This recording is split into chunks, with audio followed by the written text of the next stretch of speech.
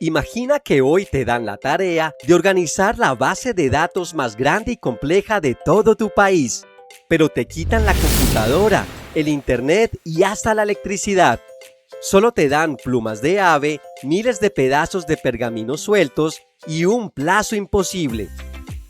Hoy sacas tu teléfono y buscas el significado de cualquier palabra en 2 segundos. Pero hace siglos, capturar todo un idioma desde cero no fue solo un ejercicio de escritura, fue una auténtica pesadilla logística. Fue uno de los proyectos de gestión de información más monumentales, caóticos y desesperantes de la historia humana. Hoy vamos a destapar los métodos detrás de cómo se construyeron los primeros diccionarios del español.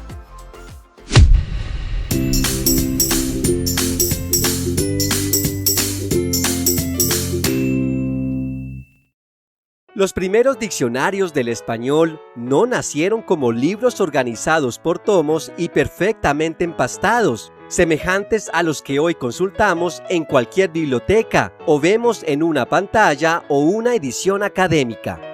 Su origen fue mucho más artesanal de lo que llegas a imaginar. Para entender este origen, debemos viajar hacia la conformación temprana del idioma castellano, en plena Edad Media. Antes de que existiera un diccionario propiamente dicho en el contexto moderno, las palabras empezaron a registrarse como glosas, que eran pequeñas notas puestas al margen o entre líneas de los manuscritos escritos en latín, para aclarar términos difíciles de una lengua que ya empezaba a ser abandonada y reemplazada por el nuevo dialecto protorromance hispano. Cabe aclarar que estas anotaciones sí se hacían en la lengua propia de los hablantes locales. La misma Real Academia Española define la glosa de ese modo, y la Real Academia de la Historia recuerda que en el Códice de las Glosas Emilianenses fueron precisamente esas anotaciones marginales e interlineadas las que revelaron una de las que podrían ser las formas más tempranas del romance hispánico. Aunque esto está plenamente debatido, ya que algunos lingüistas aseguran que en realidad se tratan de un protodialecto aragonés. Mientras tanto, en el monasterio de Silos, en Castilla y León, sucedía algo muy particular en la escritura: el reemplazo de palabra por palabra de textos en latín. El monje veía un término latino complejo y escribía su equivalente directo en romance ibérico. Por ejemplo, lo que en latín se escribió como ignorantibus, en romance se subrayó como non sapientes, es decir, los que no saben o ignorantes. Otro ejemplo es la traducción del latín statim al romance luego, para significar inmediatamente, o del latín in lavina al romance en fongo, que significa en el fango o lodo.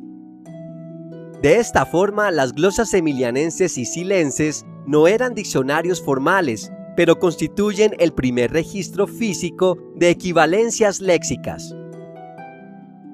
Cuando la imprenta abrió la posibilidad de fijar repertorios más amplios, ese registro dejó de hacerse únicamente en los bordes de los códices y comenzó a tomar la forma de obras organizadas. Uno de los hitos más tempranos fue el universal vocabulario en latín y en romance de Alfonso de Palencia, impreso en Sevilla en 1490. La tradición académica lo reconoce como una de las primeras aportaciones a la lexicografía española, y los estudios especializados muestran que estaba dispuesto a 2 columnas, a la izquierda el texto latino y a la derecha su traducción castellana. Antes de continuar, no olvides suscribirte a este canal y activar la campanita para recordarte cuando haya un nuevo video. Poco después, Antonio de Nebrija dio un paso fundamental en este proceso. Según la Real Academia Española y la Biblioteca Virtual Miguel de Cervantes, su diccionario latín-español se publicó en 1492 y el diccionario español-latín entre 1494 y 1495. Los especialistas consideran estas obras como el punto de partida de la lexicografía bilingüe moderna del español.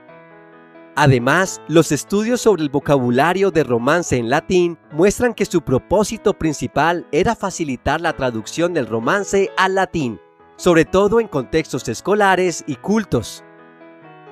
Por esta razón, muchas palabras aún no aparecían acompañadas de definiciones amplias, sino de su equivalencia en la otra lengua.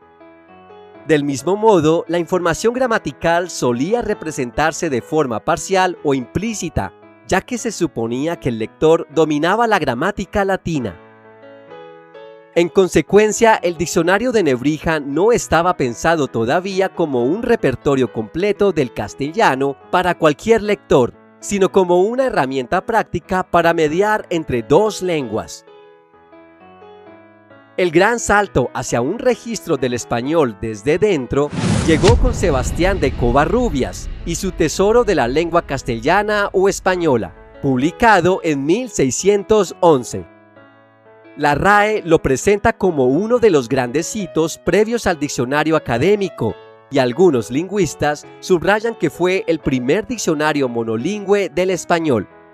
Pero su forma de registrar las voces todavía conservaba mucho el pensamiento humanista de la época. Covarrubias trabajaba con una finalidad fundamentalmente etimológica. Definía palabras, añadía observaciones sobre su uso, recogía refranes y expresiones idiomáticas, y mezclaba lo lingüístico con lo histórico, lo mitológico y lo enciclopédico. El resultado fue un diccionario vivo e híbrido, donde registrar una palabra equivalía también a contar la historia cultural que la rodeaba. Covarrubias logró esta proeza en solitario. Según los estudios filológicos del Siglo de Oro, su método de registro fue revolucionario pero físicamente agotador mediante el uso sistemático de fichas sueltas o tiras de papel. Covarrubias leía textos y cuando encontraba un vocablo digno de estudio, lo anotaba en su trozo de papel junto con su etimología. Luego se enfrentaba al caos de ordenar esos miles de papeles alfabéticamente. El esfuerzo de registrar todo a mano fue tan abrumador que al acercarse a las últimas letras del alfabeto, Covarrubias temió morir de viejo antes de ver la obra impresa. Por eso, si revisas el Tesoro, notarás que los artículos de las letras A o C son ensayos extensísimos y detallados, mientras que los de las últimas letras son breves y apresurados. Ya en el siglo XVIII, la Real Academia Española transformó ese trabajo disperso en una empresa reglada.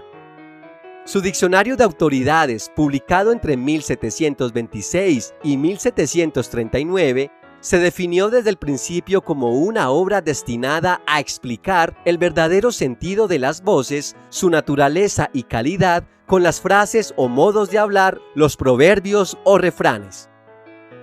La novedad estaba en que las palabras ya no se registraban solo por intuición erudita, sino con un método colectivo, una planta o conjunto de reglas, y con respaldo textual tomado de autores prestigiosos, las llamadas autoridades. El sistema de procesamiento de datos era el siguiente. Primero, los académicos se repartían la lectura de las mejores obras de la literatura española. Después, al leer, si identificaban un uso representativo de una palabra, escribían a mano en una tira de papel estandarizada la palabra, su definición y, crucialmente, la cita exacta del libro que demostraba su uso legítimo. Finalmente, miles de estas papeletas se introducían en inmensos muebles de madera con cajones, ordenadas estrictamente por orden alfabético. Este fichero general, que comenzó a nutrirse en el siglo XVIII con pluma y tintero, se convirtió en la gran base de datos física de nuestro idioma. Los académicos sacaban las cédulas de las gavetas y debatían su contenido en las sesiones antes de aprobar qué entraba a la imprenta. De esta forma, el registro de las palabras españolas pasó de la glosa marginal medieval al repertorio impreso y de allí al diccionario académico sustentado en reglas, citas y revisión continua. ¿Y tú, sabías esta historia de los diccionarios de la lengua castellana?